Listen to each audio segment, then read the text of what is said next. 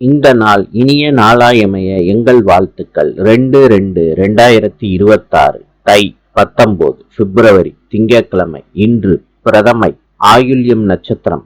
இன்றைய நல்ல நேரம் காலை 6:30 7:30 வரை, மாலை 4:30 5:30 வரை. கௌரி நல்ல நேரம் காலை 9:30 10:30 வரை, மாலை 7:30 8:30 வரை. ராவு காலம் காலை 7:30 9 மணி வரை. யமகண்டம் காலை 10:30 12 மணி வரை. சூலம் கிழக்கு.